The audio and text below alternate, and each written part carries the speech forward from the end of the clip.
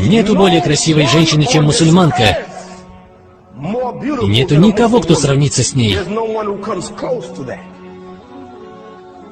Она та, которая рабыня Аллаха и одевается ради довольства Аллаха.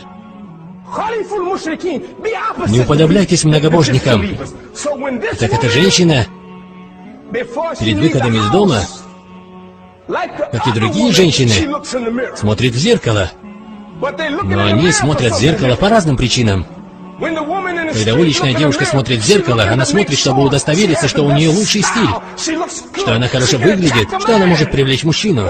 Но эта женщина, мусульманка, когда она смотрит в зеркало, она проверяет, подчеркнула ли она принадлежность, оделась ли она надлежаще, чтобы Аллах был доволен ею. Удостовериться, покрыта ли она для выхода на улицу. И она покрыта ради довольства Аллаха. Когда она поступает так, она становится красивой.